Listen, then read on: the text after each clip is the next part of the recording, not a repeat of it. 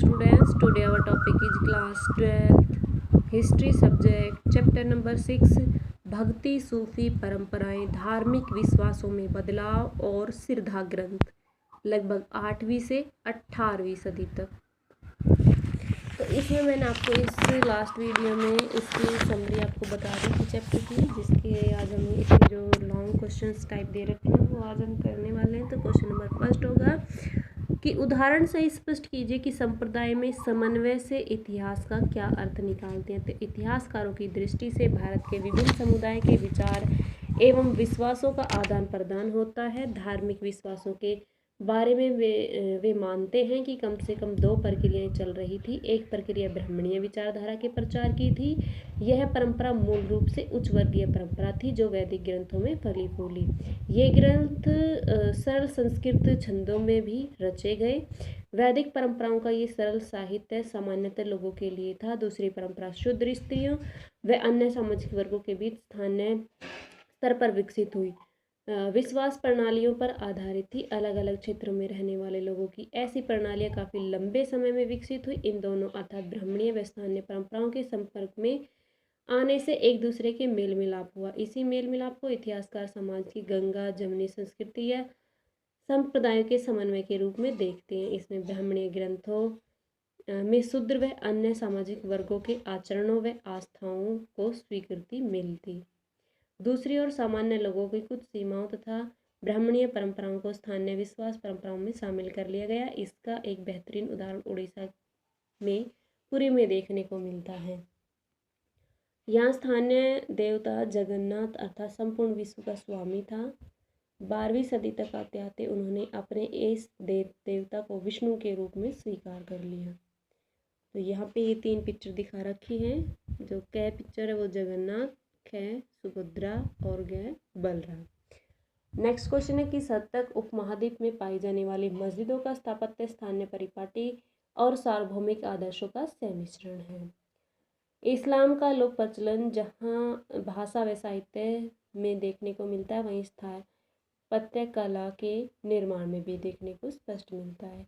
मस्जिद के लिए अनिवार्य है कि उसका प्रार्थना स्थल का दरवाज़ा मक्का की ओर खोले और मस्जिद में मेहराब तथा मिनबार हो। इन समानताओं को ध्यान में रखते हुए भारतीय उपमहाद्वीप में कुछ मस्जिदें बनी जिनमें मौलिकताएं तो वही हैं, लेकिन छत की स्थिति, निर्माण का सामान, सज्जा के तरीके व स्तंभों के बनाने की विधि अलग थी।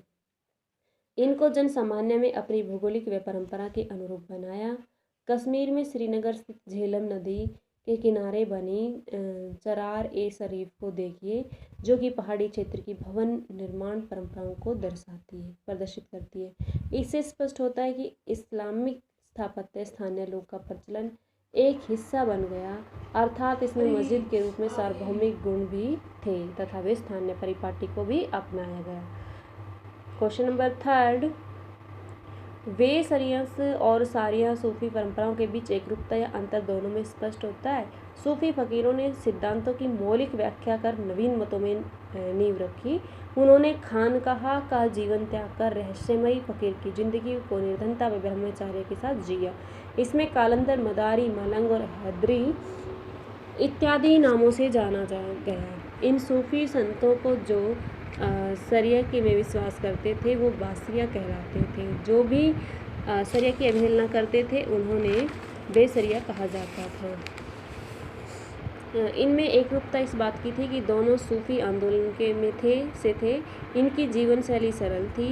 ये इस्लामिक परंपराओं की व्याख्या सरल ढंग से करते थे। इनमें अंतर इनके विश्वास को लेकर था।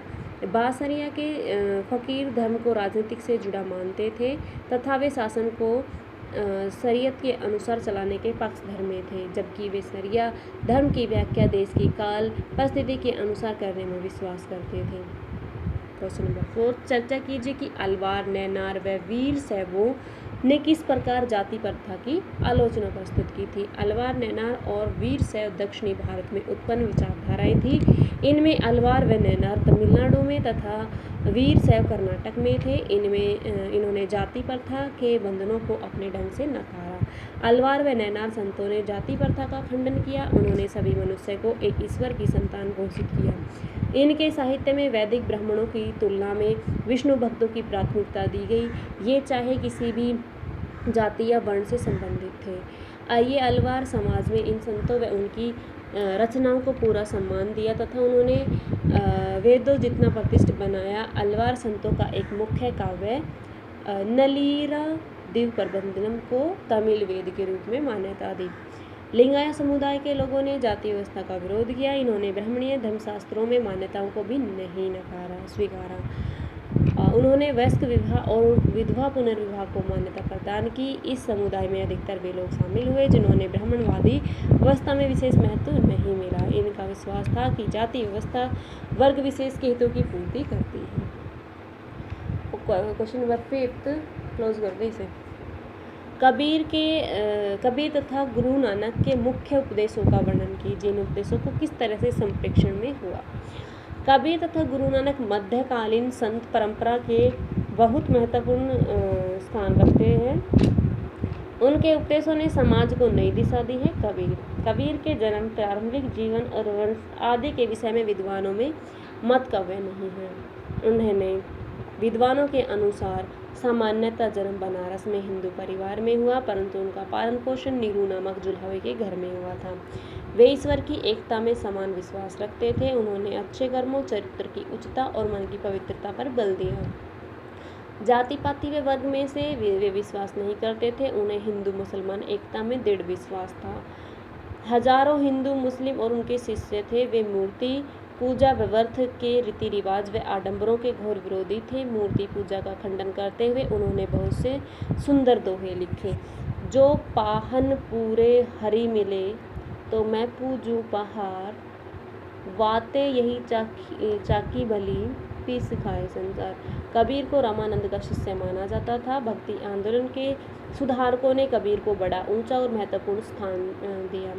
वे ईश्वर की एकता में विश्वास करते थे। हिंदू मुस्लिम एकता के लिए उन्होंने भरसक प्रयास किए। उन्होंने जात पात, छुआछूत, व्यर्थ के रीति रिवाज, मूर्ति पूजा, धार्मिक यात्राओं, अंधविश्वासों और बाह्य आडंबरों का खंडन किया था। उन्होंने मन की शुद्धता और अच्छे कर्मों पर अधिक बल दिया था। अब एक गुरु नानक देव जी के बारे में। गुरु नानक देव सिख धर्म के प्रणेता था। उनका जन्म 1469 ईस्वी में रावी नदी के तट पर स्थित तलवंडी नामक गांव में हुआ था। उनका झुकाव शुरू से ही आध्यात्मिकवाद की ओर था। उन्होंने सारे भारत में, दक्षिण में श्रीलंका के पश्चिम में मक्का और मदीना तक का भ्रमण किया था। उनकी प्रमुख शिक्षा ईश्वर की है। वह सर्वशक्तिमान है। ईश्वर की प्राप्ति के लिए उन्होंने निष्काम भक्ति, शुभ धर्म, शुभ जीवन, नाम के स्मरण, आत्मसमर्पण पर बल दिया। मार्गदर्शन के लिए उन्होंने गुरु की अनिवार्यता को स्वीकार किया। वे जाति पाति, ऊंच नीच और धर्म के वर्ग के भेदभाव के विरुद्ध थे। वे हिंदू मुस्लिम एकता के प्रबल समर्थक थे। वे गृहस्थ जीवन को सर्वश्रेष्ठ मानते थे और उनके त्याग के पक्ष में नहीं थे। उन्होंने गृहस्थ जीवन में ईश्वर की प्राप्ति को संभव बताया। धर्मनिरपेक्षता के प्रचार के लिए उन्होंने लंगर की प्रथा प्रारंभ की। उन्हें गरीबों से अत्यधिक सहानुभूति थी।